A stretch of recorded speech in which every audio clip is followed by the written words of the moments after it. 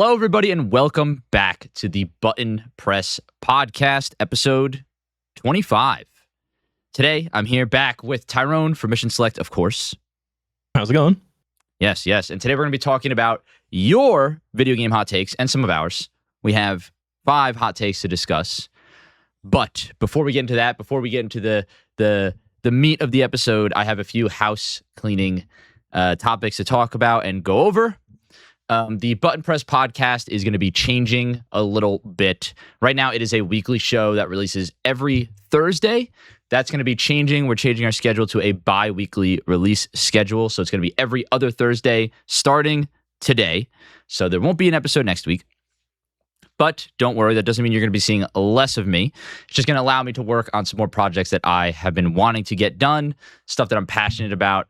It's just gonna give me a little bit of more breathing room where I need it to move forward with a lot of stuff that I want to put out on the channel. But also, a lot of buts here.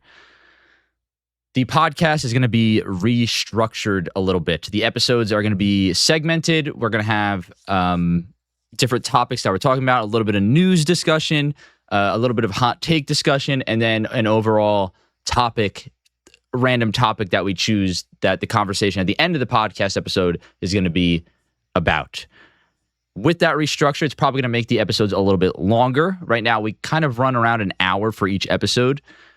But once we switch to bi-weekly and the new structure, I'm expecting it to be around an hour and a half per episode with everything that we want to discuss. So in the long run, you won't be getting any less content from ButtonPress. It's just going to be further apart and also with some new types of videos wedged in between each episode. And I think that is pretty much everything in terms of housekeeping. But Tyrone, how you doing? Oh, just living the dream. You still killing it on Red Dead Redemption 2? Dude, I literally cannot stop playing. I'm like purposely avoiding the story missions just so I can play through all of the random like side content and stuff. Because I don't want it to end. I'm afraid of it ending because then I don't know what I'm gonna do. I know exactly what you're talking about because I capped off Ocarina of Time last night for the first time ever, and I'm having withdrawals. Like I need to go back. Yeah, at least with Red Dead, I can try like Red Dead Online and see how that is. I have a couple of friends who will try it out with me, so we'll see how that goes. But I also see a lot of negative things being said about Red Dead Online. So yeah, I haven't played it. I played Red Dead 1 online. I don't know how different that is, but that was fun. I didn't even know it had online. It was like team deathmatch and then an open world where you could do absolutely nothing. Interesting. It was like an open world that was basically a lobby for team deathmatch. That's pretty funny. Yeah. And anything else exciting? You went to a convention recently, right? I went to an anime convention in Vancouver here, so yeah, it was pretty cool. Pretty cool. I spent way too much money on Pokemon cards. Oh, I mean that's if you're not spending too much money at a convention, you're not going to a convention. Like that's just the way to do it. That's the way to do it. And there was one retro game booth there, and I grabbed Metal Gear Solid 2. Oh, like nice. It was pretty good price. So. That's awesome. Dude, conventions are like, I'm just getting back into the convention game. They're just so freaking fun. Like it's when I went to Too Many Games a couple weeks ago, like I came out of that just feeling like my heart is full. Like I talked to so many freaking cool people. I want to do this every single weekend, which I know is impossible, but yeah, man. Yeah, I honestly at first like the leading up to it, because I had worked 7 days straight to have my 2 days off on the weekend instead of Wednesday, Thursday. Gotcha. I was like, at the end of those 7 days, I was like, I'm fucking cooked. Like, I'm so tired. I do not want to go to this thing. But once I was there, I was like, yeah, this is awesome. Yeah. I've never been to an anime convention. I feel like I'm not versed enough. Like, I do enjoy anime and I watch, quite a bit. But I feel like I'm not versed enough. I'd be like a fish out of water. Yeah, honestly, we have like Fan Expo, which is like the other big convention here that they do every year. Mm-hmm. And it's pretty much the exact same. Even though Fan Expo isn't focused on anime, it's focused on media and entertainment as a whole. It's still mostly like anime stuff. So I feel like anime has kind of like seeped its way into every single convention out there. Like even back when I went to like New York Comic Con all the time, like that used to be my main convention. I feel like that is now like at least 33% freaking anime stuff, which is fine. Yeah. But also New York Comic Con just got too corporate for me. So I just stopped going. It was just, I don't know. Yeah. I feel like that's the fate E3 probably would have made if it wasn't shut down, you know? Yeah. I mean, dude, that's like even a hot take in itself before we start is like, the death of E3 was the death of E3. Yeah. Man. Yeah. I wish E3 was still a thing too. That was like the hypest video game moments on stage. Like I feel like the death of E3 was the death of video games as we knew it. Yeah. I always wanted to go when I was a kid. Never had the money, and obviously my parents don't care about video games, so they're not going to fly me out of the country to go to a video game convention. But when I finally did have enough money, it was COVID, and then after COVID, they were like, actually, we're not bringing it back. We're done. We're done. Yeah, no, I've never been to E3 or anything like that. Just Comic-Con and now PAX and too many games, and then you know, man, starting. I want to go to PAX one day or Gamescom. Yes, that's in trip though. That's in Germany, right? It's Germany. Yeah. Yes. Yeah. That'd be like my first time out of the country, almost entirely. Like I've been to Canada, but that'd be like my first time. Basically the same thing. Yeah. Yeah. And it was like 20 years ago that I went to Canada, so I don't even really count it. That's like not even like a vacation or anything. It's just you are by the border. So. Yeah, like it's not that far from me. Like it's you know, let's go look at the Niagara Falls and from the prettier side and then come back. Wait a minute. What? You just say the U.S.? Oh, no, the Canadian side's the prettier side. Okay. Oh, yeah, absolutely. Absolutely. The Canadian side was the prettier side. I was like, no, dude. We were there for, this is funny because I went on a work trip to Toronto. And we had just like a free day. So we fucked off out of Toronto, went to Niagara Falls. Mm-hmm. And the only thing you can see from the Canadian side on the American side is a big ass fucking casino. Hell yeah. Well, it's so fucking funny. Yeah. That's I feel like that is just so representative of the two sides of Niagara Falls. Yeah, but it's so funny to me. When we were younger, we crossed over and saw that side. I can't tell you what else we did up there. I think maybe we went and saw how maple syrup is made. That sounds right. I don't know. I feel like that's the most touristy thing you could do in Canada. Niagara Falls, maple syrup. I don't know how maple syrup is made. That just came out of trees.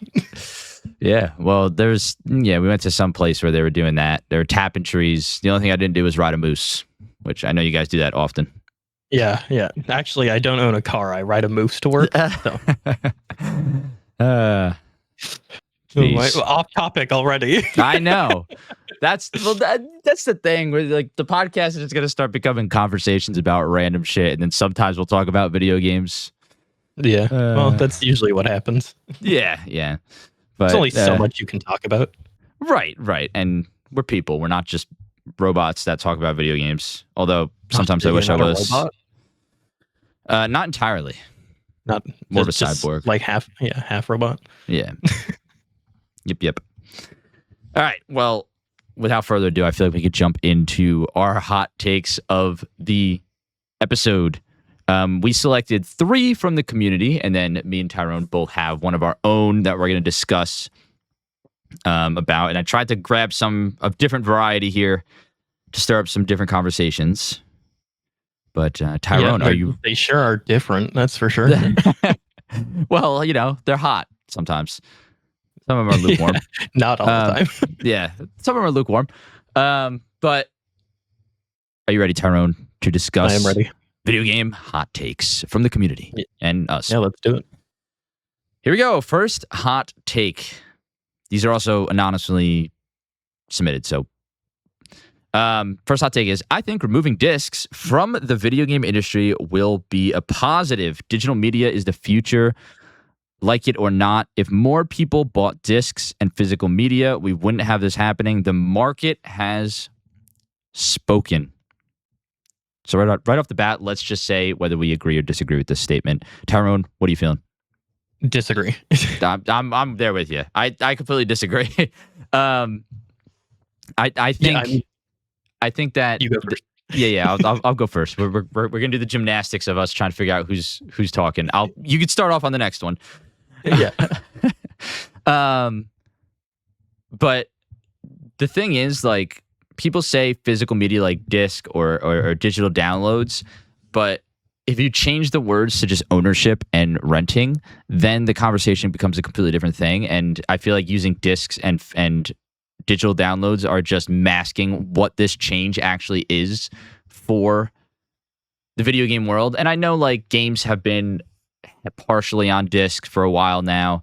Some games are still fully on discs or on cartridge. But to me, I feel like it is ridiculous to accept the fact that we don't own our games, and that should be the future. I just saw recently that if you bought BioShock digitally on PS3, you don't own it anymore. It's not yours. You cannot play it. People were outraging about that. And that is just going to be the future of things now. If we continue to go down this path, whether the majority is buying digital, the majority is buying physical, it shouldn't matter much, because I feel like these companies have a duty to preserve our right to own the content that they're making. And I feel like it's just unfair to the consumers. Yeah, I mean, market conditions aside, it just strips consumers of the right to ownership. That's the biggest problem with it, is not only like the BioShock thing is the newest thing, but we talked about it on one of the last podcasts we did. They took away like 500 movies from people. Like, yeah. Imagine if you bought all 500 of those movies they took away. Obviously, probably not a realistic scenario, but if you owned those 500 digital movies, your entire library just fucking vanished, all because they didn't want to renew the license or whatever. That's fucking stupid. That can't happen with a DVD. If you buy the DVD or a Blu-ray, Sony ain't gonna come bust down your fucking door and raid your house for your Blu-rays. So that's not yet. Issue with this. Yeah, not yet. No, maybe one day. And then the other issue outside of that is, like, people who live in rural areas who may not always have an internet connection, or live on a military base, or are traveling a lot and bring their PlayStation with them. There's so many scenarios where you're not going to have an internet connection. So if you don't have the internet connection, you just can't play any of your games. We saw it over the past few weeks with both Xbox and Sony having service outages, and no one could play their digitally owned games. So, like, you can't just expect everyone to have good internet or access to internet in the first place. Some people can only get the physical copies. Right, yeah. I didn't even think about the whole people who might not have a stable internet connection because of their location, or people who travel. It's going to rip away games from them. And I know they're going to try and package it. Like, I've heard rumors that the next PlayStation is going to have a handheld mode in some capacity. And I feel like they're going to package that as, like, a benefit of, like, play the games wherever you want. But it's going to directly contradict them going fully digital, requiring internet connections. I don't know how it's going to work. It's like I said, just replace the words disc and digital with ownership and renting, and it's clear as day that it's not the future. Yeah. Even if they package a handheld with it, that doesn't. You still need the internet connection, right? So if you're bringing the handheld and you're traveling, you only have digital versions of the game.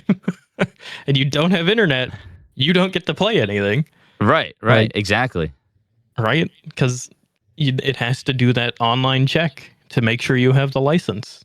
Right? So you're just fucked either way. Yeah, and I feel like it's easy to kind of skew your perception of it because people look at other media and say like, oh, other media has been going this way too, like movies with streaming services and digital stuff like that. But like, you can still go buy pretty much any movie on Blu-ray or DVD, any TV show. They eventually release it on physical. Music, vinyls are as popular. I don't want to say as popular as ever, but the sales are only going up every single year for vinyl records. I think there's more vinyl sales now than there was during the era where vinyl was the only option. Yeah, like it's been going up. And I think it cracked $1 billion this past year.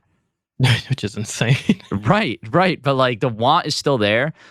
And even if you take it out of like the entertainment industry, like imagine if the only way to drive a car was to rent it. It'd be fucking expensive. It'd be expensive. Well, that's the thing. Games are going to get expensive. No offense, but like Game Pass, you're subscribing, and like I don't know if that's really going to be worth it. Doing it for 10 years straight, you're going to be spending more money than you really want on the games that you're not even playing in that library because you're probably only playing a handful of them. Yeah, if you're only playing like 1 or 2 games a year, or picking up 1 or 2 games a year, the yearly subscription for Game Pass is going to be double the price of 2 games. Yeah, or triple the price because they're going to keep fucking raising it. Yeah, everything's going to go up. And not to mention, like, if you put down that game, it's like, all right, I'm going on vacation this month. Work is also going to be busy the other weeks. Maybe it's a holiday, and I'm not really going to have time to play this game. And then it's like, oh, crap, I have to pay again to be able to continue playing this game. Like, it's just a weird scenario to be in. And I just don't think exclusively digital is the way to go. It's just not. It's not a healthy market to be in as a consumer. Yeah. And I think movies and TV shows have done it the correct way, is have the physical option there always. Because realistically, it doesn't cost a lot of money to produce that stuff. I think Nintendo is doing it the best way, where digital is a little bit cheaper for some of the games than the physical editions, which makes sense. Mm-hmm. And that's just what Sony and Xbox should do, is just have the physical copies be a tiny bit more expensive. Yeah. I mean, right. I think that's like the best bargain you can get for both sides to be relatively happy. And we all knocked on it at the time, but like game key cards, I think are better than exclusively digital downloads. I agree. Like, discs have been key cards basically for how many years now? Yeah, most of them. It's like there's so many that you buy from the store now and you can't even download, or you can't even play without a download. Right. It's ridiculous. But like at least you can share it with a friend. Yeah, exactly. That's another thing that we're going to be missing out on, is especially for the next generation. Like, you're not going to get birthday gifts and be excited to get a new game or anything anymore. Yeah, right. Just gift cards. Or you can't be spontaneous and get a gift for your partner or your significant other or your mom or your dad or your brothers or something. You can't be like, here's a cool new game, you should try it out. Exactly. That's like, imagine your girlfriend or whatever came home and was like, I got you this new game, and it's just a fucking download code. So like, awful. That'd be so depressing. Yeah, that's actually so relevant, because for my birthday, which was last month, Eric walked in and was like, here you go, happy birthday. And he picked up, hold on, it's right over here.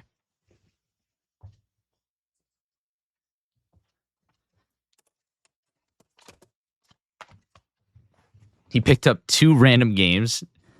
Well, people are going to say this is a bad game, but Banjo-Kazooie Nuts and Bolts, which we're huge Banjo fans, and it's like this game is forever alive because it's on a disc. And Mouse PI for Hire, which I didn't know was out on Switch physically until he put it in my hands. So that was like a huge surprise, right? Yeah. There's actually a couple companies that are doing like limited edition runs of digital Switch games that are typically like only digital, but they're doing it in physical versions. Yeah, I followed Limited Run for a while. Limited Run. Yeah, I followed them for a bit. There's another one called Super Rare Games, which does a similar thing as well. So there's clearly a market for people who want physical copies of games. So yeah, just completely alienating that side of the market doesn't really make any sense. This is like a crazy pitch, and this will kind of wrap up this conversation of this hot take, I think. But would it be crazy to suggest if the companies are so worried about the production cost of these physical versions, which I don't think that's really their worry, they just don't feel like dealing with that, and it's just so much easier for them to get digital stuff. But would it be an option, do you think, to have the physical versions made to order? I don't think that would be a terrible option. I mean, that's kind of what the limited run stuff is. Like you get your order in, and then it gets made, and then you get it eventually. Yeah, I think, or just allowing companies to do it. So it at least gives someone an option to have a physical. Yeah, they're still going to have to develop the disk drive for the PlayStation 6, but sucks to eat shit, I guess, Sony. Yeah. Like I just realized if the PlayStation 6 doesn't have a disk drive, this is the first PlayStation since the PS2, or I guess since the PS1, that isn't a DVD player or a Blu-ray player. Like that was like their huge selling point back in the day. Yeah, that is the reason the PlayStation 2 is the highest selling console of all time, is because it was the cheapest DVD player on the market. That's nuts.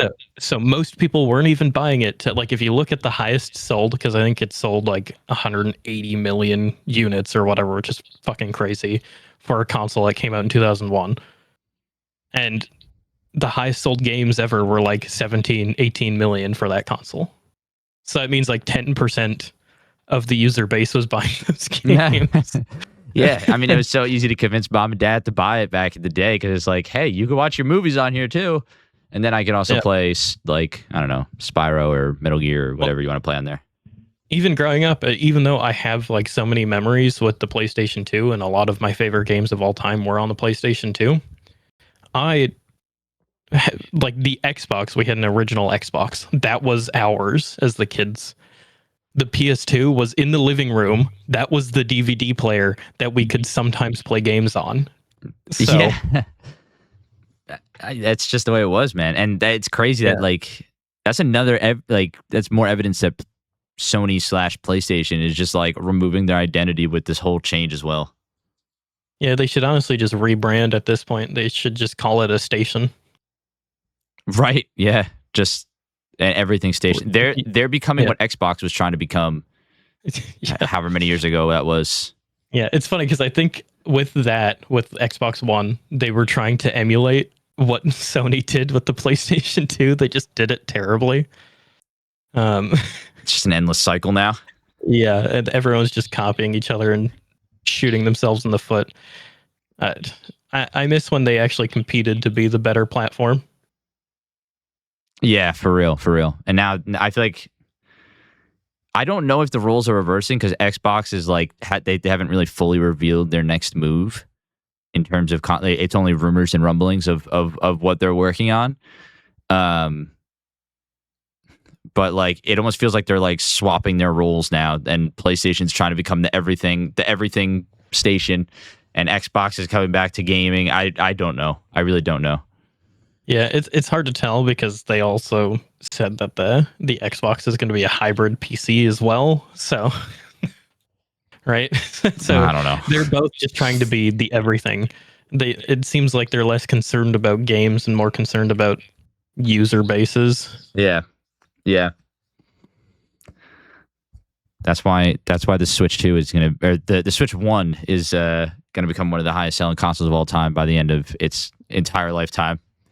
Because it's a gaming console, not a friggin' everything console. And honestly, I think right now the best console on the market is the Switch 2. I'm so happy with mine. Like, I'm so happy I bought it. I agree. I 100% agree with that.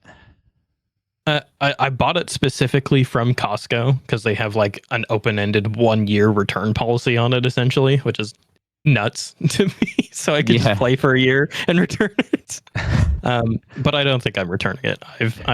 I've just bought. I showed you the Joy-Cons I bought for it.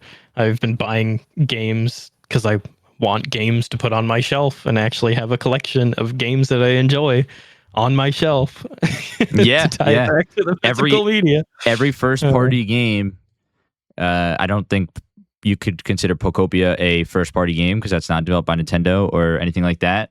But it's a Nintendo IP though. So. It isn't. Yeah. So if you want to rope that into the conversation, that is the only first party game that has not been completely on cartridge. Just saying. Is it not? I have it. Pokopia is a key card.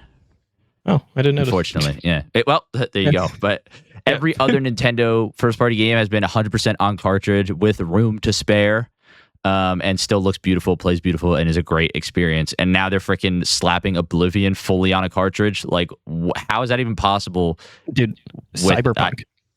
It's insane. Cyberpunk is fully on a cartridge. And apparently runs beautifully. It does run. Surprise! It's only 30 FPS, but like, what can you expect from a handheld playing Cyberpunk? Most PCs can't play it. Yeah, like it's still wildly impressive. Yeah, it's not even like a shitty jittery 30 FPS. It's a smooth 30 FPS. Like you can hardly tell especially when you're in handheld mode. Like it plays phenomenally. Yeah. It's like if anybody's thinking about buying any of the recent consoles or the newest generation, Switch 2 is just where it's at. Yep. All right, on to the next hot take from the community. This one's an interesting one, and the more I read it over in my head, I think the more I have to say about it. But multiplayer used to be fun when you had people beside you. These days, you could probably exchange people for NPCs and be none the wiser. I'll let you start off on this one because I promised that. Yeah, this one's an interesting one because yes, couch co. I think they're talking mainly about couch co-op when they say when you had people beside you.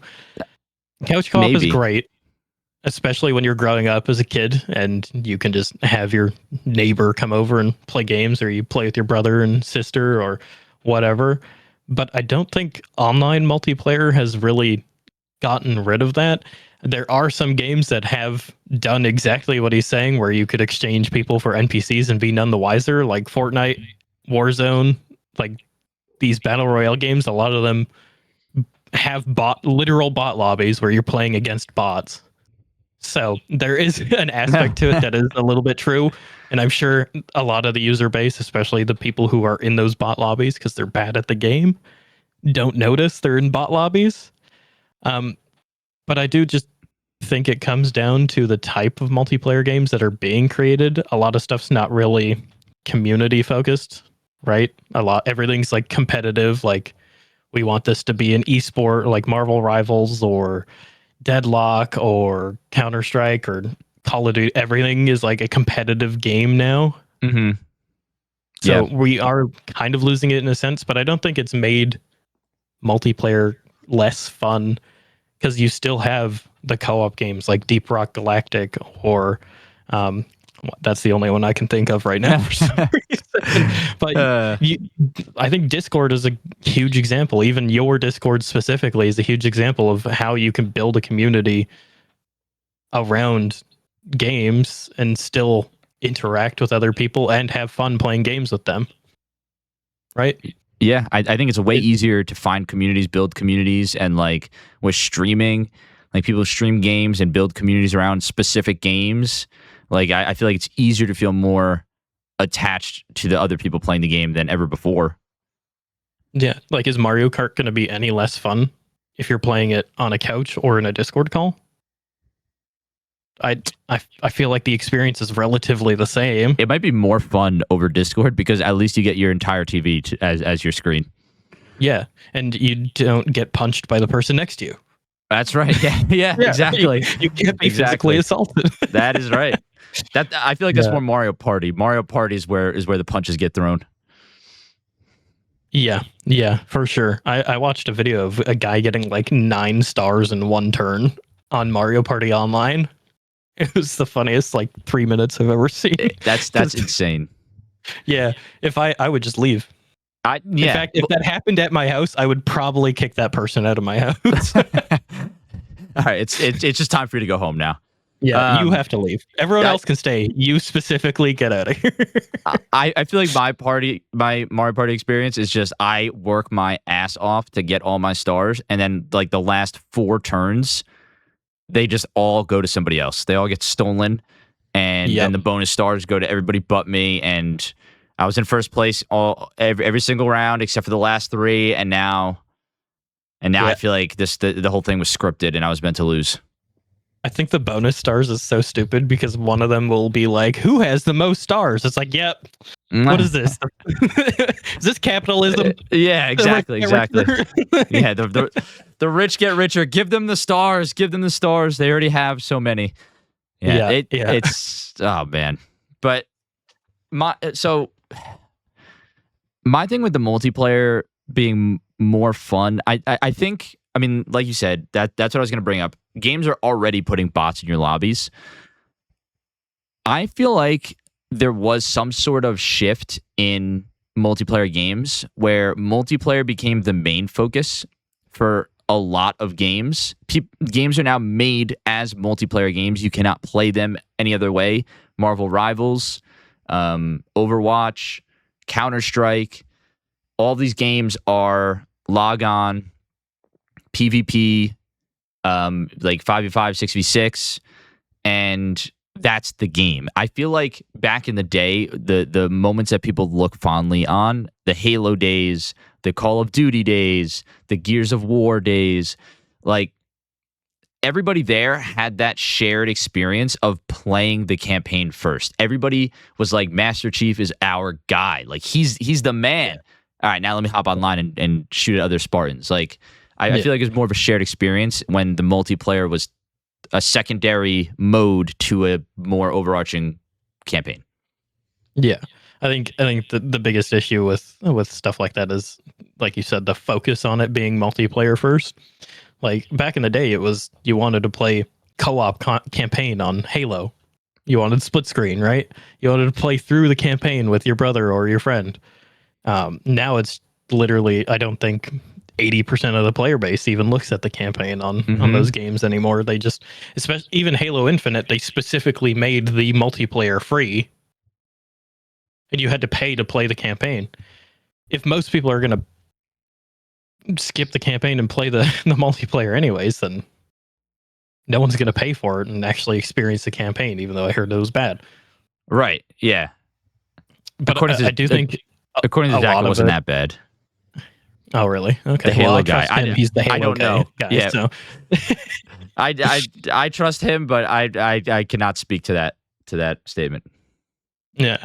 I think one of the other aspects, and I don't know who submitted this or their age or anything like this, but I think just as we get older, it's harder to get everyone together. It's hard to get your friend group together to play games because everyone's schedules are different, or if you have the same days off, then you're probably tired from work and don't exactly want to, fully socialize for an entire day and just play games.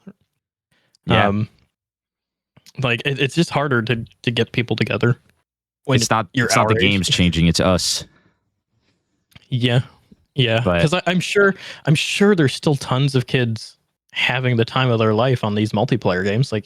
You can't say multiplayer used to be fun. I'm sure there's still fun for the new generation that's has all the free time and they can hop on and play with their friends all day, every day, or after school every day, right? Like we used to do. Yeah. I think also the model in which multiplayer has taken nowadays has shifted. And when multiplayer was secondary to a campaign, it was like you're just playing to experience more of the game that you enjoyed before. Now it feels like if you're playing a multiplayer game, there has to be a purpose, and the purpose is usually skins, battle passes, cosmetics, and stuff like that. Competitive. So competitive, like, yeah, pro gaming. Like it more feels like you're not just killing time to having a good time to kill time, and it feels like you're hopping on the grind now. Which sometimes the grind is fun, but when it's the only model of multiplayer you get nowadays, that I could see being tiring. Yeah, it's just the way the industry moved, I guess. It's the execution from developers at the end of the day. Yeah. So overall, games haven't changed. We have. There's still fun games out there. Yeah, absolutely. I still can only think of Deep Rock Galactic for some reason. Co-op? No Man's Sky. Like I have it right next to me. Oh yeah, No Man's Sky. I play weird co-op game. games. You want to know what co-op game just came out that I think we should play together and get a couple people to play together? Yeah. It's called The Big Walk or just Big Walk. Have you seen that? The Big Walk. I think it's just, or it might just be Big Walk. Oh, yeah, I have seen this a bunch. It does look pretty fun. At first glance, it looks like a friend slop game, but everyone has been saying friend slop. Yeah, but everyone has been saying like it's way more than that. Like it's cool. You just get dropped into an open world and you just walk around and find things and interact with things, and that makes it maybe sound boring, but it's all about exploration, and you can play up to 12 players, I think, in one world, and it's on Switch. So I kind of want to get it. Oh, it's on Switch. $15 too. Okay. Well, I'd be down to get that. Yeah, make some plans on the podcast. You know. Yeah. So what are you doing after this? No, I'm just kidding. Yeah, literally nothing. Now I gotta finish my video. Yeah. Oh yeah, you got a new video coming out real soon. Anybody who's watching this, go check it out. Mission Select on YouTube. Yeah. Linked down below. Only on YouTube because I avoid everything else. I just uninstalled Instagram because I scroll it too much. Yeah, I feel that. Takes over. Just takes over. So I just uninstalled it. Get it away from me. Now I just scroll Reddit though. It's like it just goes to a different app. That might be worse. That might be worse. Yeah, I just use Reddit for gaming news though, so it's just me looking at gaming news, being sad about all the shit that's changing. Yeah, you could look at Reddit and be sad about the news, or you could just scroll Instagram and laugh a little bit at memes, and then realize 4 hours went by or something. Yeah, I feel like at least with Reddit, I'm learning a little bit of something, and it's not just like ha ha ha, and then forget about that thing I just watched 5 seconds ago. Yeah, and there's some conversations that go on Reddit. I don't do Reddit at all, but it's cool to see some gaming communities live there and just kind of like I feel like they keep a lot of older dead games alive just through like a Reddit community. Yeah. The older games definitely have pretty intertwined communities, that's for sure. I used to mainly just use it for like reviews for stuff because typically it used to be at least like real world, opinions on things. But now there's just like bots everywhere, so it's hard to tell if this is a promotion post or if this is someone's actually like real opinion. Yeah. That's just the internet nowadays, I feel like. Yeah, it's pretty hard to avoid. Yeah, but especially with AI and everything. Oh my gosh, AI comments. It's bad. Yeah. It's bad. It's scary. The ones on YouTube are so funny. Yeah. They sound like they were like translated through like 15 languages first, and then ended up on like in English, and then they just posted it. The funny thing is they probably were. Yeah, that's true. Yeah, that's so true. All right, let's get on to the final community hot take submission here,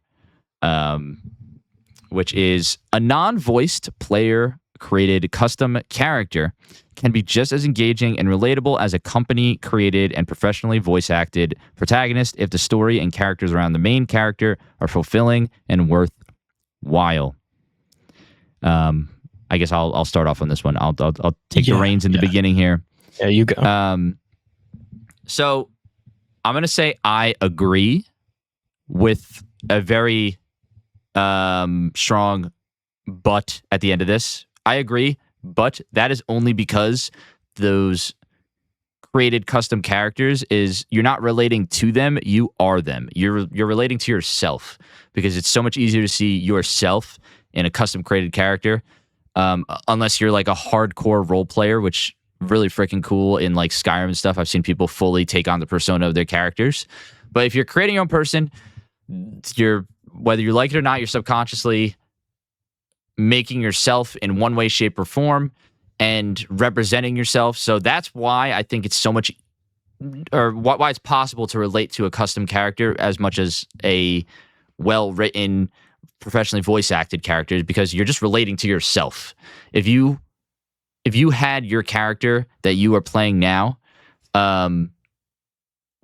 and you voice acted your custom created character, and then someone else played that game, they'd be relating to you, not this character that you finally wrote in some sort of writing room and planned out. You're just really being yourself in that gaming world, and I feel like that's just the only explanation on that whole thing. Yeah. So I have a lot of thoughts on this. Yeah. I've never really been a huge like self-insert guy. I don't really like self-insert into the fantasy of the game or anything like that. So when there's like dialogue options and stuff like that, I'd rather it be voiced and actually move the story forward.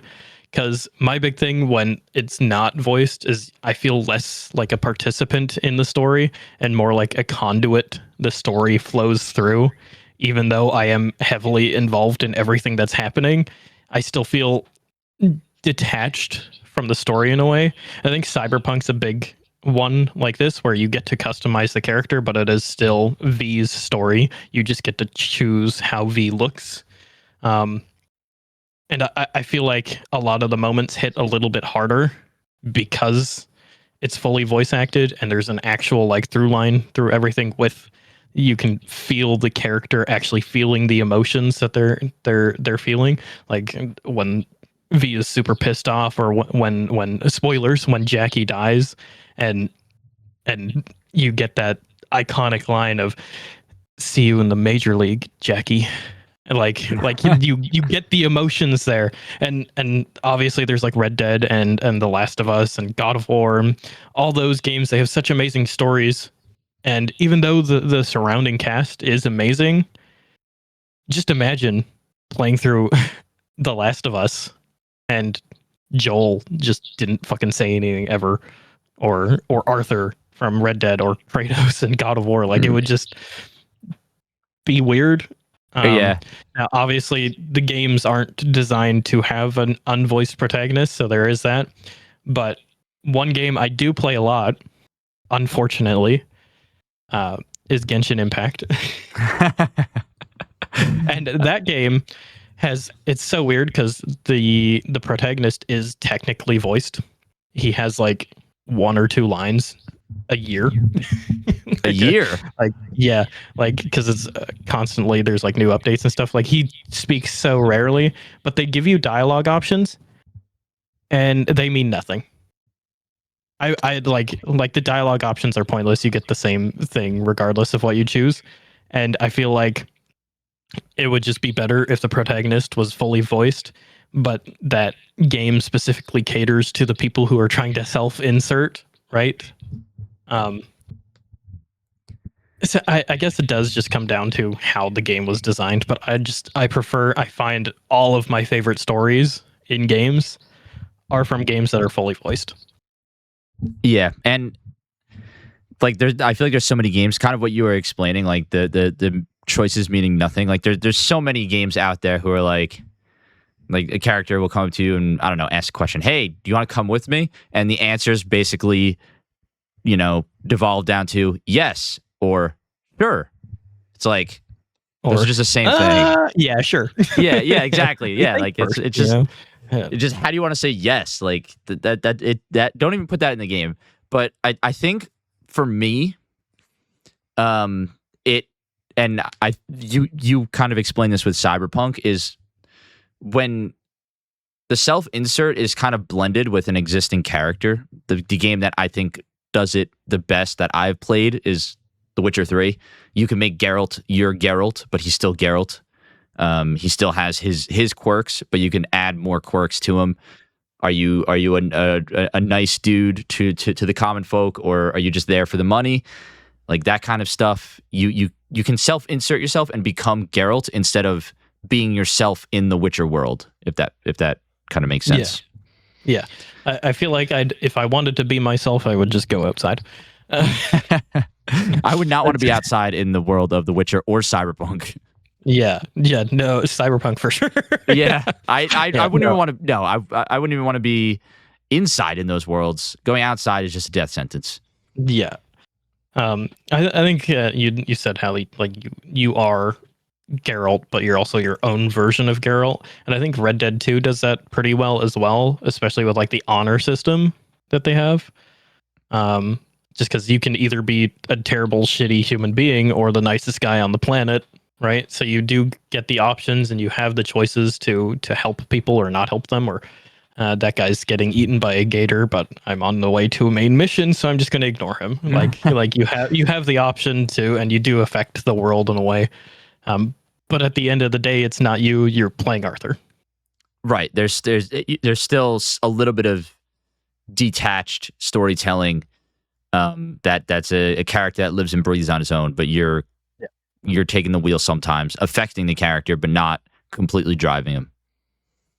I guess we never said if we agreed or not at the start of this one. Oh, well, I said I agree. I said I agree, okay. but you could kind of... Yeah, I mean, I would probably say I agree because you can have a non-voiced player created character that is engaging and relatable. It's just not very common. Like the only one I can think of is Fallout New Vegas. Right. But the thing is, like,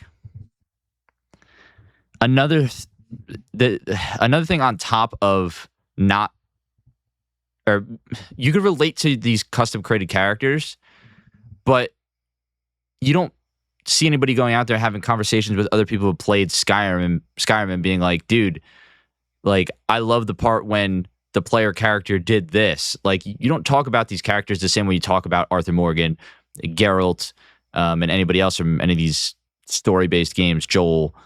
So yeah, I think the professionally voice acted, like, well-produced, well-written characters will always stand out more than a character that you're just playing, right?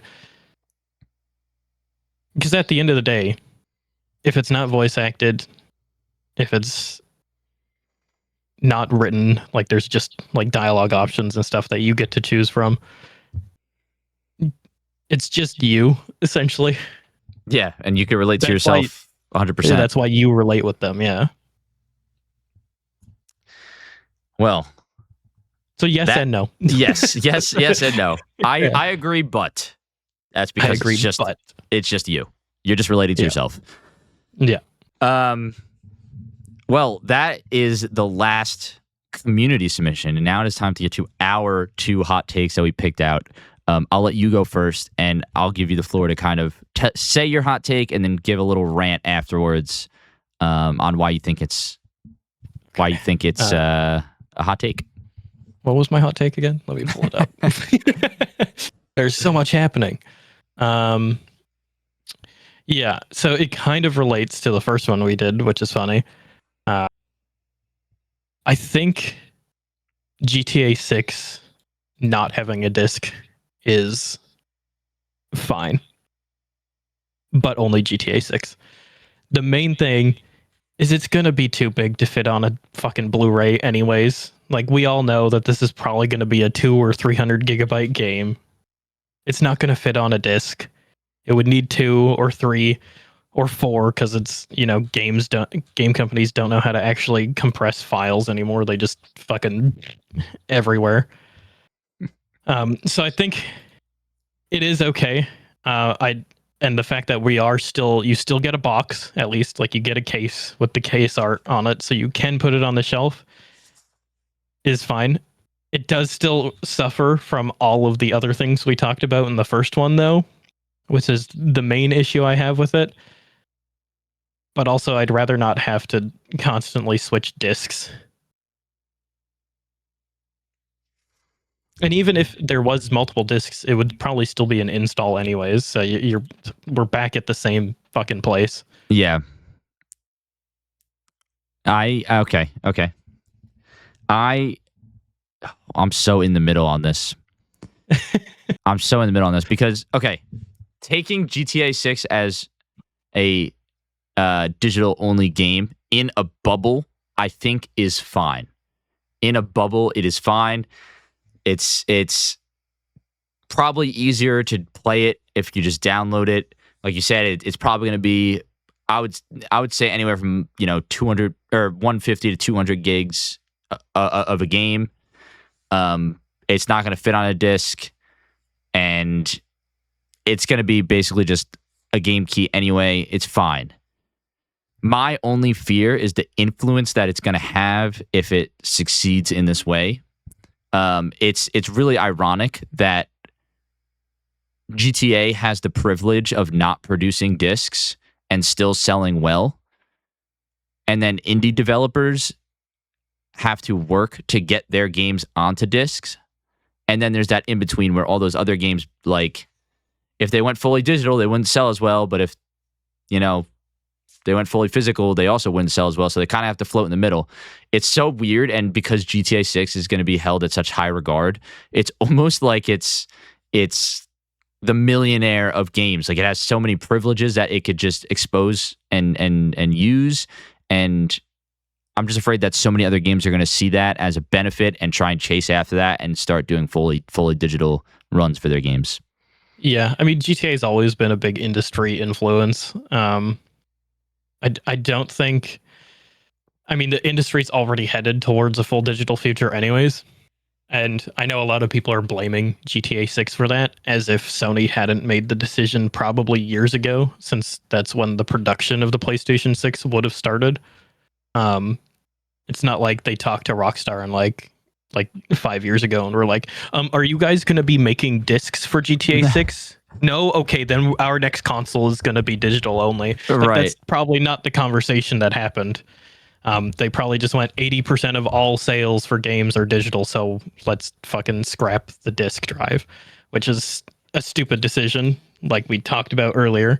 But I don't think it's GTA 6's fault by any means. It's just they so happened to announce it so closely together. Yeah, I mean, before people were saying it was Sony's fault. Before that, it was Nintendo's fault for the game key cards. And then before that, it was somebody else's fault. It's just whoever they feel like blaming that day. So, like, I don't think the GTA only going digital or PlayStation only being digital is...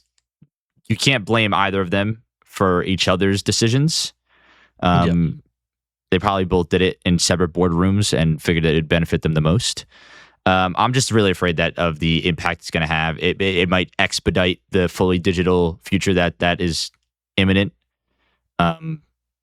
But in a bubble, it's fine. Decision would expedite that quicker than GTA, right? Because GTA is GTA. It can literally do whatever the fuck it wants. It's that kind of game, right? Like, it's gonna be... It would be the highest selling game of all time if it was a Switch 2 exclusive. That's true.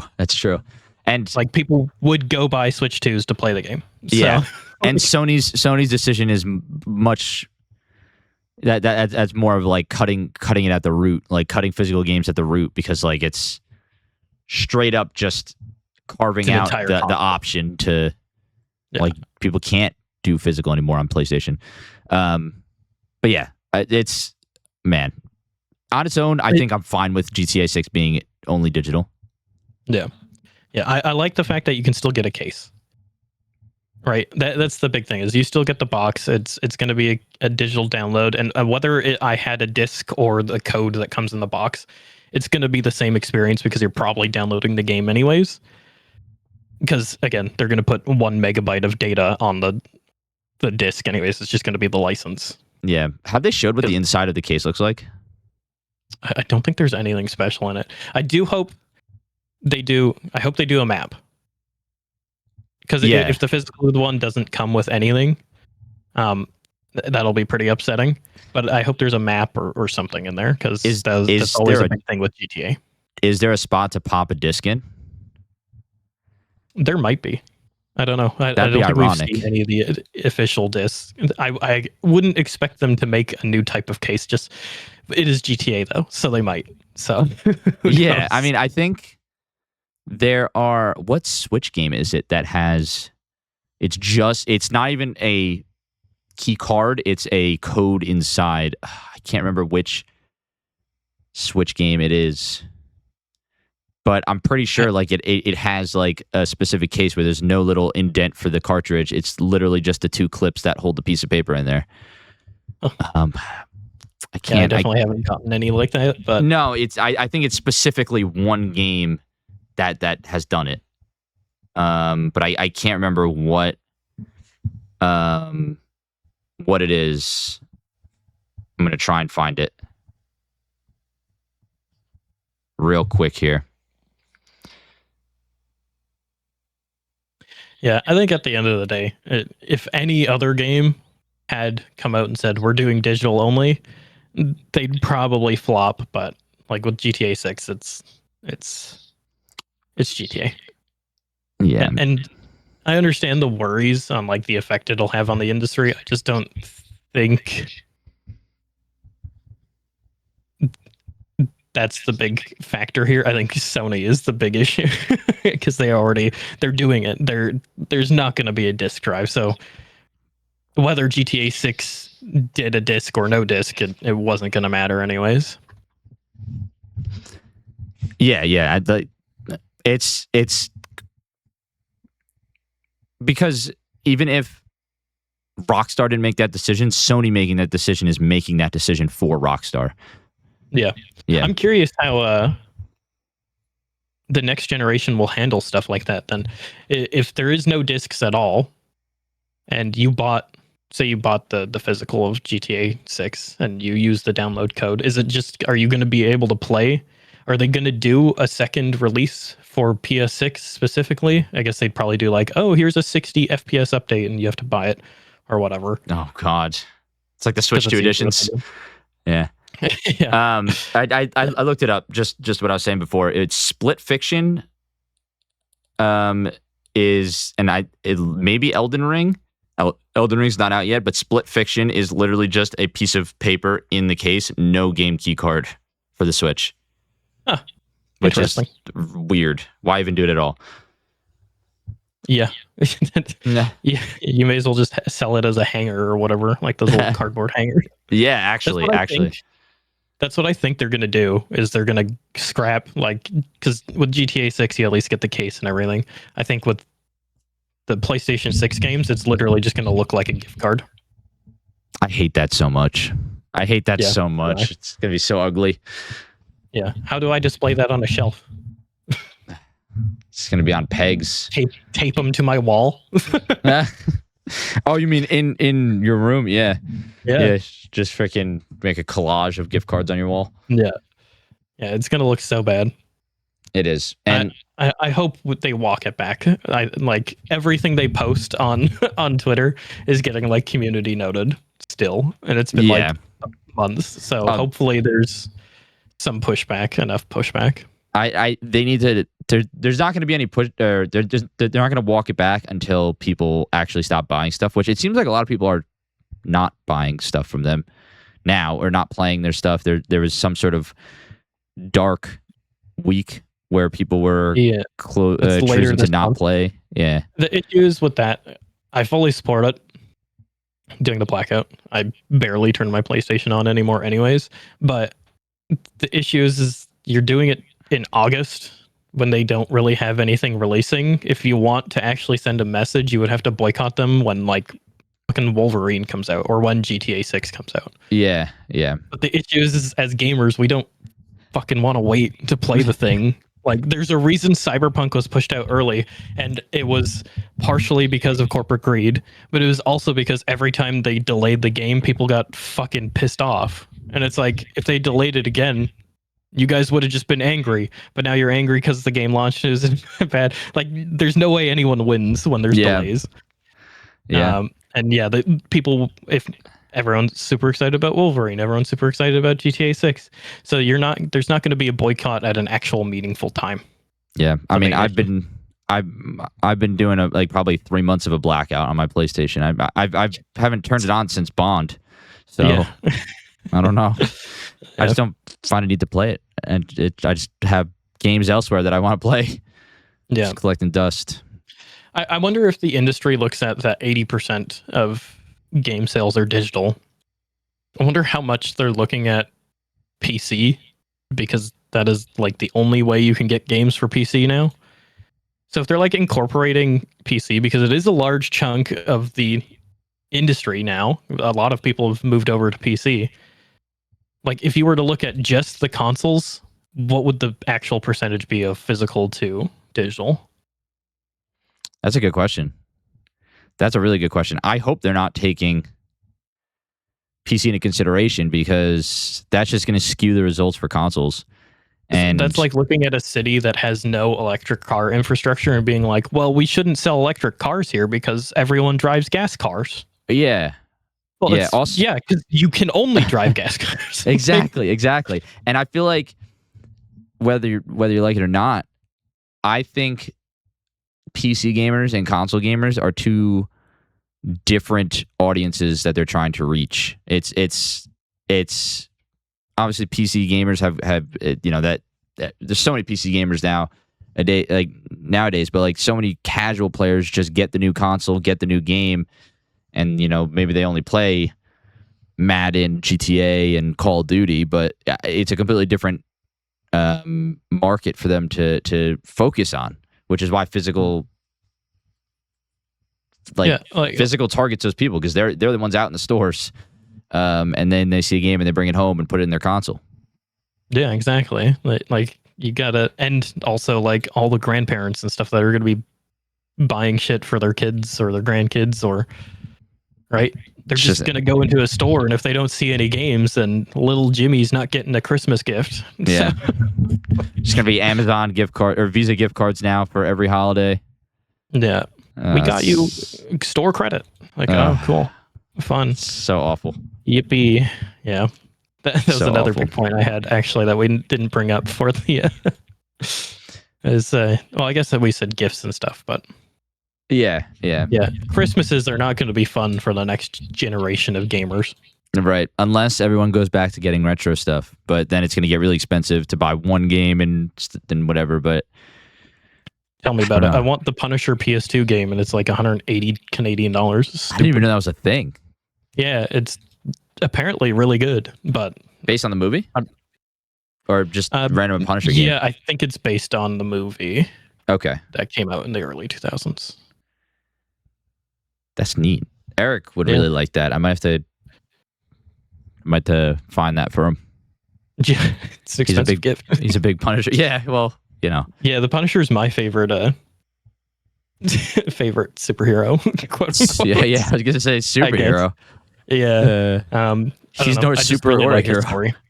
Yeah, no, he's phenomenal. And John Bernthal playing Frank Castle, so fucking good. It is so good. It's so good. And I love his Punisher.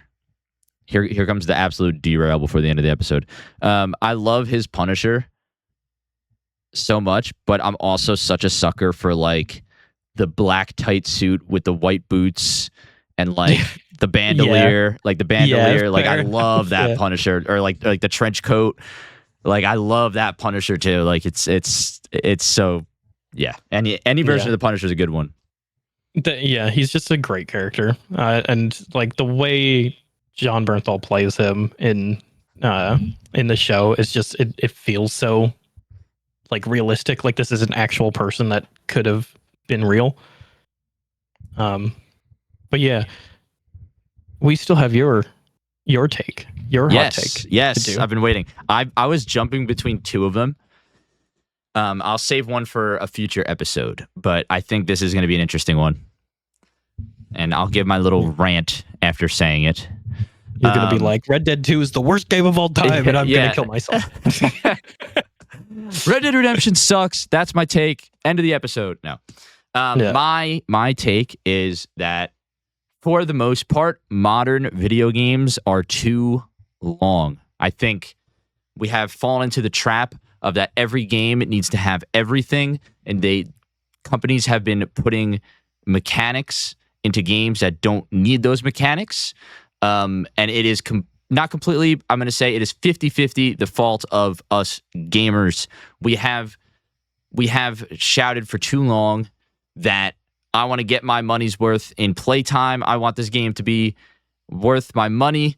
And I want my 40-hour experience for my $60 game because that's, however many dollars per hour that I'm playing. And that is just bullshit, because if you look everywhere else in the world, if you pay for a movie, it doesn't get more expensive if the movie is longer. And in fact, if let's say movie ticket nowadays is $20, it might be a little more, a little less depending on where you're going. $20 for, we'll say, a 3-hour movie, that's about $6 and some change per hour of movie. If you translate that into games, then a $60 game should probably be about 10 hours of gameplay, which a lot of people consider nowadays not enough. Also, if you go to a restaurant, if you're paying for the nice steak, you're not paying more because it fills your belly more or it takes you longer to eat. You're paying for it because it is better. I think you're paying more because it's steak. Yeah. Well, no, I'm saying like a London broil and a filet mignon. Like it's still they're both steak, but you're paying more for the one because it's better, not because it's doing more for you. And I think games have fallen into the trap of becoming too long. It's why games take way too long to make nowadays. And why so many games get canceled is because they put too much into a game because they think it needs to be 40, 60. Some of these games are 100 hours when they come out because gamers have come at them with pitchforks and torches saying, we're not getting our money's worth because these games are too short. End of rant. I have so many things to say. Let's hear it. So I'm kind of in the middle, but I'm leaning to I don't agree with this. Mm-hmm. I think if I'm spending $60 on a game, that it should be worth that time. Now, that's whether or not it's a good game or a long game or both is different. But I think if you start leaning towards every $60 game is 10 hours long, then the industry might shift towards being like, oh, this one was 20 hours long, so it's $120 because it's double the length of the last one, because that's just the way the gaming industry is they're greedy little rat bastards. The other thing is, I think when we spend money on something, we just want it to be worth the time, because when it comes to a movie, you're kind of already, what you're getting, right? With games, it's always a mixed bag. You spend $60 for one game, it'll be 20 hours. The next one will be 80 hours. The next one will be 40 hours. So you never really know what you're getting. So people want to get their money's worth regardless. There's another thing you said that tripped me off, and now I can't remember it because I have so many thoughts going on all at once. Yeah. What's the thing about honestly, steak? When you started, thinking about steak, I'm hungry. Yeah.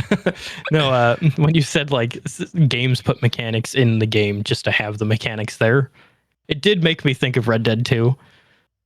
Because like to make food, you have to set up a camp, or then you have to go into the crafting menu, and then you go and you put the meat on the thing, and you have to hold the button to cook the meat, and then you put the meat back in, and then you have to, if you want more, you have to pull out another piece of meat and you put it on the thing, you hold the button to cook it. Like Red Dead does have a lot of that, but I think that's what makes the experience more immersive as well. Like it draws you, for me at least, it draws me further into the game by having all those little things, because it does make it feel a little bit more realistic. Yeah, I'd be afraid of the industry just like starting to charge more money for longer games, Yeah, I could see him going that way. The thing is, like, movies don't do that. You don't get charged more for a longer movie. Yeah. But they're not as greedy, I don't think. Right, that's true. I don't know about that, but I just think people are really putting too much value in game time and just forgetting a game should be good before it's a long game. I mean, look at games like, I don't know, Resident Evil Requiem. It's very critically acclaimed, but how, I hear it takes maybe 12, 13 hours to beat. Then there's Mafia: The Old Country, but Mafia: The Old Country was also priced lower. It was what, 45, 50 bucks or something? Yeah, than every other game, right? So you're getting a AAA story, but you're also paying less for it. So I think for shorter games, you will probably have to charge less. Like if you're going to make just a bunch of 10-hour games, then you're going to probably have to charge less. The other thing you said is the longer games take a really long time to make. And I don't think that's necessarily true. With Asha Sharma and all the layoffs and stuff, one of the key things she pointed out is that for every decision they made, there was 15 layers of management to go through. That's 15 people. Hey, Jimmy, I want to move this rock because it's in the way of the AI pathing. Okay, let me ask Isabel. Okay, let me ask John. Okay, let me ask Mark. Okay, let me ask Bob. Like that's why games are taking so long to make, is because there's so much bureaucracy. I think that's the main issue. The reason Rockstar takes a long time to make games is because they do all that stuff. They add all those little mechanics that make the game feel more realistic, more alive, like the buildings being built in Red Dead as you're going along, or the AI pathing, and each individual NPC is essentially living a little life outside of what the main character or the player is doing. The little conversations you can have with other people as you're walking out of the camp. So there's levels to it. The reason Bethesda takes forever to make a fucking game is because everything has to go through Todd Howard, and he is just disconnected from the rest of the company. That's right? true. There's no reason, because Elder Scrolls 6 is going to come out around the same time as The Witcher 4. At the time The Witcher 4 comes out, I think it'll have 4 or 5 years of development time, and the Elder Scrolls 6 will have, 7 or 8, maybe even 9. And I guarantee The Witcher 4 will be a better game. And the Elder Scrolls 6 will be a disappointment. Yeah. I mean, Bethesda's also, they make sandboxes. They don't make games. They make sandboxes for players to eventually make a game out of, I feel like. And maybe that's a hot take in itself. It is kind of a hot take, honestly. Because they came from like Morrowind and all those games where they were really in-depth RPG games. Maybe it's just more modern. Like, I think, like, I'm not dissing on them, and that's definitely not a complaint, because I do love Bethesda games. Like Skyrim is phenomenal. The community has made it even more phenomenal, but like their style of game lends more towards the player creating their own experience, not as much as like building their own, buildings and creating their own story, but like they do RPG to the max, where it's almost like you're telling your own story rather than you're an audience member and the story's being told to you. Yeah, I mean, that comes down to who they have staffed there as well. They easily could have, with that amount of time, they could write amazing games. The lead writer just chooses not to. He did a GDC talk. Emil Pagliarello is his name, I think. I don't know how to say his last name because it's not Canadian. No, but he did a GDC talk, and he said, we could write the next American novel, the great American novel, but players are just going to rip the pages out of it anyways. And that's the mentality they have with storytelling. Yeah. I mean that's exactly what I was saying before. Basically, just from the other side of things, it's like, why do it? Because players will do it. Like they'll rip it apart anyway and probably write their own pages. Yeah, but then you have to look at games like Cyberpunk. They have a big modding scene that adds a bunch of separate content and stories and quests and all that stuff as well. And Red Dead and Grand Theft Auto, right? Like I wouldn't say GTA 5 story is great now. No, it's kind of fucking cringe, but at the time we all thought it was a great game, right? And the story was good at the time. But then you have people going off and they developed 5M for it, and now RP is really big. So you can have both. Bethesda just chooses not to, which is my issue, is because they have all that time that they could write an amazing story, and they have the IP to build amazing stories in. They just don't utilize it. Right. They're masters at what they do, but they could be doing more. Yeah. And I think the main reason games take so long is because of all the politics and bureaucracy that's in these companies. Right? Yeah.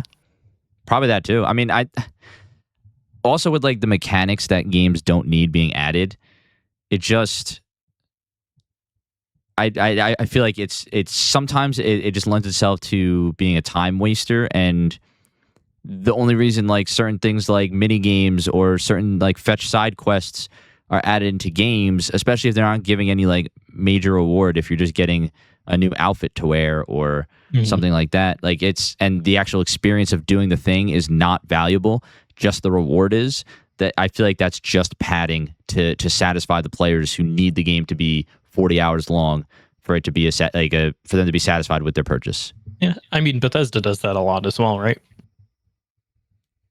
A lot of their side content is just like padding. Well, actually, their side content typically is better content than the main content. So I would say the main story is padding. Yeah. For their writing, at least. But yeah, I mean, they do that a lot. There's a lot of stuff where it's like, go search this thing, bring me back this thing, and then you get a cool gun or some shit. Yeah. With Bethesda specifically, I feel like they put that stuff in the game so the players discover something else on their way to deliver that item. Like that's I feel like that's intentionally getting the player to explore areas and feel like they are finding new things on their own rather than being told to go to places. Yeah, and a lot of games do similar things. Like I think I never played it, but I'm pretty sure I saw an interview with one of the developers for Kingdom Come Deliverance 2, and their whole plan was you cannot travel in the game, so you can't walk or run or ride a horse or whatever for more than 40 seconds without there being something to do along the way. And Red Dead does this as well, because you'll have the random encounters off of the side of the road or whatever. Some guy getting eaten by an alligator or stuff like that. They did something similar, but it's a little bit longer of a drawn out time. It's I think it's more like a minute and a half or something like that. Mm-hmm. But it also depends on the type of game, right? So, right, because sometimes some of that stuff could feel, if it's too often, it can feel not natural. Yeah, or stressful. One game that I'm thinking of is like in the Spider-Man games. I don't know if you've ever played those, but you're swinging around. You get the police. You get the police report. The radio comes on. It's like, oh, there's a break-in at this building. Oh, I'm swinging by the street. Let me stop. And you're like, you solved the crime and beat up all the bad guys. Yeah, you swing two more blocks and you get another call. Oh, there's a car chase here. These people just robbed this store. It's like, where the hell are we? Gotham? Like, why is there like a million stores getting robbed right now? What is going on? It almost feels unrealistic and almost breaks the immersion when it's trying to build the immersion. Yeah, I don't think. Like I said, so that's why I feel like I'm in the middle on your hot take here. It's because I disagree with some parts of it, and I do agree with other parts of it.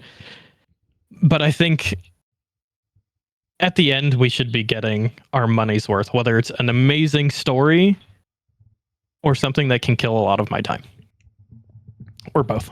Like with Red Dead 2, you get both. The game can kill a lot of time, and I'm fucking obsessed with all the characters. So right. Red Dead is like a beast on its own. You really get like the best of both worlds. It's just. Yeah. I think Cyberpunk's the same way as well, though, because it has all of the Bethesda isms, right? Yeah, that for sure. There's always something to do. There's the NCP dispatchers, the cyber psycho sightings, the gigs and side stories and all that stuff that you can do. But then you also have this amazing open world that looks amazing, and then you have the main story, which is amazing, and all the characters are written really well. So you do get both in a lot of these games. I think it's just for the games that are kind of like one or the other, like a lot of Bethesda's titles. I keep bringing them up because they're the only ones I can think of who does one thing really well and then the other thing really badly. Yeah. But I'm sure you felt the same way with The Witcher, right? Because I haven't played The Witcher yet. The Witcher is just a perfect blend of both. But also one of the things, this is just another tacked on mini micro hot take mixed in with this hot take, is that too many games make their worlds open worlds. I think this is kind of piggybacking on what I was saying before. Like, they feel like they have to make a huge world, even if the game doesn't warrant it, and that is just to pad out, travel. They don't put things to do in certain places. We've seen it in so many games. Witcher doesn't do that. Yeah, I'm trying to think of an open world game that I've played that I didn't like the fact that it was open world, because I do tend to just get lost exploring things. Yeah, like, me, and you watched my cities video. I just fucking do things. Right. and I'm the same way, but like, I know people hold Breath of the Wild, that's such a high regard. And in such high regard, they claim it's the best game ever. But there is an audience of Breath of the Wild that say they hate that style of Zelda. Zelda shouldn't be that open, and they don't and they don't like that. Breath of the Wild was boring, so I guess that would be, because I played it for like an hour, and I went, I don't know what I'm doing. Right. My sword broke, and I'm annoyed. That's another thing. Like, another mechanic that a game doesn't need. Yeah. Or something like that. Shouldn't have. Yeah. I mean, Breath of the Wild, I have not fully played Breath of the Wild. I haven't played a lot of Breath of the Wild. I plan to very soon, but that's just the one example I can think of a game that's honestly considered one of the best games of all time, but still suffers from this idea that every game needs to be almost everything at the same time. I think it just comes down to the developer, honestly. Yeah. Like Bethesda should just make open world sandbox games. Why do they even try to put a story in it at this point? Because the stories are usually not that great when they're writing them. You have CDPR and Rockstar who can do both and do both extremely well. And I'm sure Warhorse fans with KCD 2 and KCD 1 think the same thing and put them in like the same echelon. But when you have games like, I forget what the studio is that did Mafia: The Old Country, but that game is linear and it's a really good story. It should stay that way. Like, it doesn't need to be like the old Mafia games. And I think that's why Mafia 3 did so well, is because they were trying to emulate Grand Theft Auto at the time. Didn't do so well, sorry. Right. Because it was like a commercial flop, and that's because they were trying to be Grand Theft Auto with a big open world and activities and all that stuff. But the story and everything suffered from them trying to do all that other shit. So I think at the end of the day, it just comes down to what developers developing and what types of games they can and should be making versus what games they think the audience wants. Yeah, I'm in agreement with that. It's just a case by case basis. Yeah. Overall, I just think games take way too long to make. Yeah, but that's a whole other conversation. It absolutely is. It could be an entire podcast topic. That's the next time I have you on. That's the next topic. Games take too long to come out. because I do have a lot of opinions on it. Yeah. And we're going to start the episode out with me reading a list with every game that has been announced over 5 years ago and still haven't been released. So that will be a reading of the list. You know what's crazy to think? What? Is we could make that podcast episode in 2 years from now, and Elder Scrolls 6 would still be on the list. Yep. Is there even a release date for that, or a speculated date? Nope. I think Jason Schreier said 2028 or 2029, like late 2028 or early 2029. Yeah. That means 10 years from the teaser trailer. I think that is the next game that people are going to treat like how people are treating GTA 6 right now. Yeah, I think the hype will be unimaginable for it, but I don't think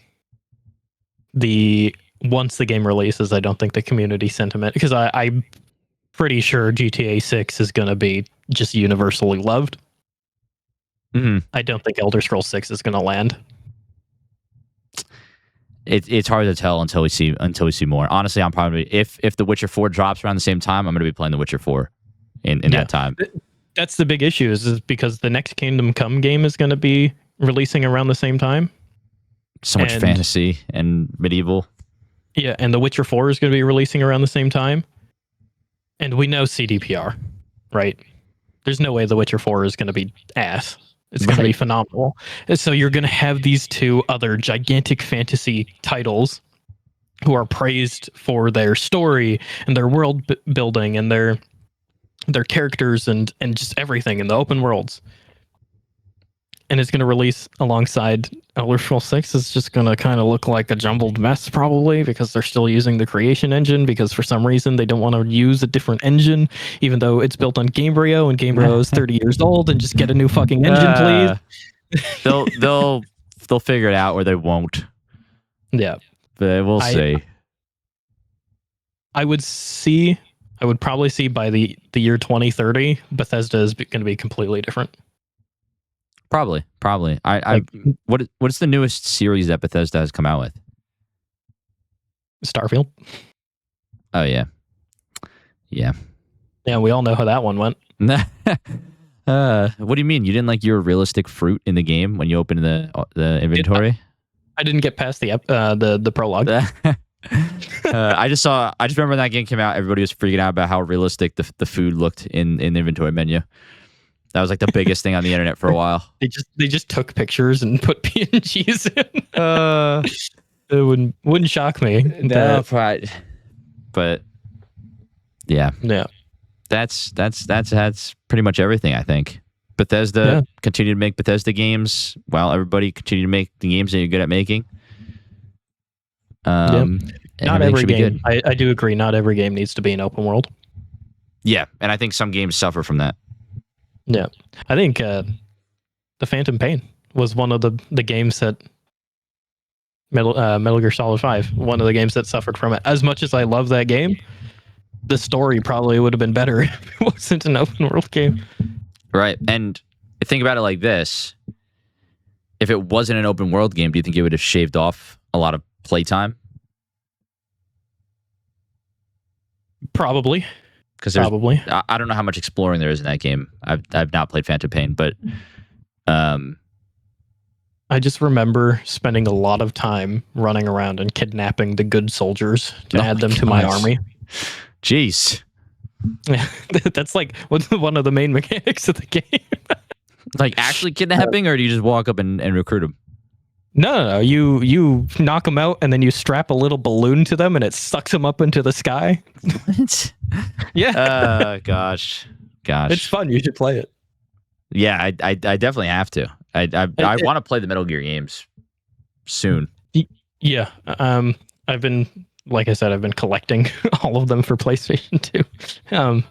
Because I have no idea what the fuck was going on in Phantom Pain. I don't know if it ties into the story or not. Yeah, there's like clones of people, I think, and stuff like that. I've only played the NES games. So yeah, which are pretty bad. Yeah, you fun. I think you brought that up on the last podcast. Yeah, not fun. Not fun. Yeah, not fun at terrible. all. Jeez. All right. Well, I think that pretty much wraps up all the hot takes for this episode of the Button Press podcast. Time to enter the ending spiel of. I can't wait for the comments to roast us. Oh, absolutely. Fucking idiot. I love. That's why we do it.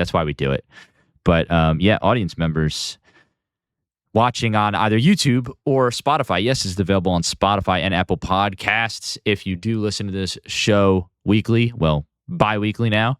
Remember, this is a bi-weekly show now. No episode next week. And the new episodes are going to look a little bit different. It's going to take time to figure out exactly how everything's going to land, but it is going to be a little bit different. But if you enjoy this kind of content and you want to see more of stuff with my face on it, you could check out our YouTube Shorts or TikTok or Instagram, where we post pretty much every single day. I also stream games. We just beat Ocarina of Time for my very first time on YouTube and Twitch. I stream on both of those platforms. So if you're interested, you can find us ButtonPress. I think it's ButtonPress Pod on both platforms. If you're watching this on YouTube, you'll be streaming to TikTok soon too. Yes, I will be streaming to TikTok soon. Now that that's an option. So hopefully that is we'll bring in a few more people watching the streams. The streams have been awesome, man. I know you popped in a few times, Tyrone, and hung out for a while. But yeah, they look really fun. That's the community is pretty awesome. So that's what I was gonna say. Like that's when it hits me. Like yes, I read the comments on all the videos and see people in the Discord, but like when I hit go live and everybody's popping in and talking to me live, like that's when I realize, holy crap, this community is freaking awesome, and like everybody that's in it is just so great. But that's been fun. We're gonna be streaming Majora's Mask soon. There's gonna be like a week or two in between where we're gonna do some one-off streams, maybe some playing games with the community, but then we're gonna start Majora's Mask. What was that? Mario Kart 8. Mario Kart. Yeah, anybody who has a Switch 1 or Switch 2 can join in. We did World last time, and I realized a lot of people don't have a Switch 2 that were in chat, so we're going to do Mario Kart 8 so everyone can play along. We're going to do our Sunday streams. Sunday streams are our community day streams where we do stuff like video game trivia live. We do video game song battle where you guys can submit your favorite video game songs, and they get put into a bracket and voted on by chat. We do our guess the category live sometimes.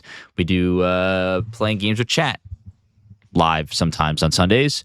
That's just a day for us to kind of, interact with chat to community day. Yeah, to our maximum capacity and hang out and do some video game stuff, community stuff. Yeah. Yeah, the trivia streams are my favorite to watch. Dude, we got it. Yeah, I got to put another one of those together. I think not this upcoming Sunday, but the Sunday after.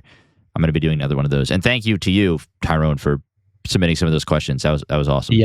Yeah. I'll help you with the next one too, because we definitely did not hit the number of questions we thought we were going to hit. Well, first it was like 100, maybe 75, and then I got to 60, and then I was using Kahoot to make it, and they were like, "Oh, you don't have the super duper premium plus version of Kahoot, so you can't do these kinds of questions." And I had like 3 or 4 of them, and I was like, shit, I don't have time to make new ones. We're going with 57 questions for this quiz. I don't know why, but hey, it's just the reverse of 75. Yeah, exactly. But I feel like switch those numbers around. 50 or 60 questions was kind of like a good area to land around. It takes about an hour 20 to do the actual trivia, so that was kind of perfect. But yeah, I think that is everything. That's all the platforms you could pretty much find us on. If you do watch this show on YouTube, you make sure to hit the hype button below the video. It's a free way to support the podcast and get it out to more people. And if you're on Spotify or Apple Podcasts, feel free to give us a rating however you feel it is fit. Hopefully it's 5 stars. Hopefully we're putting on a good show here. But that also helps us reach more viewers and build this community a little bit bigger. And I think that is everything. Tyrone, thank you so much for joining me again on this episode of the Button Press podcast. Yeah, it was super fun. Yeah. I love these conversations we have. So yeah, it's so cool also. And I wanted to say this say this to you before we started recording, but I'll say it on the show. It warmed my heart to see people in the live chat being like, "Yo, is that Tyrone from the podcast?" Like when you stopped that was in. Pretty cool. Yeah. I appreciate all the love everyone gives. So yeah, I mean, you freaking deserve it. Your videos are awesome. By the way, everybody, I probably said it a few times on multiple of these episodes, but go check out Mission Select on YouTube. Tyrone makes some freaking awesome videos about the games he loves. Yeah. Yes, or hates. I might do some hate videos. Some stuff's been pissing me. No, I'm just kidding. That's what gets views. You just got to say a game that everybody loves. You just got to say you hate it, and then everyone's going to come running into your comments telling you how awful of a person you are. I'll make a 10-minute video about the 1 hour of Breath of the Wild that I played and go, yeah, I just really didn't like the game. Like, I don't know what you want. You'd have people showing up at your door. Yeah, probably. After putting that video out. Oh my God. You'd swatted. Yeah. You'd be torched. They'd be putting you in the ground. Oh my God. Sure. All right. Well, thank you for joining us on this episode of the Button Press podcast, everybody watching. And until next time. In 2 weeks. Have a good one. Keep playing games. And see you real soon. Yeah. Bye-bye. See you guys.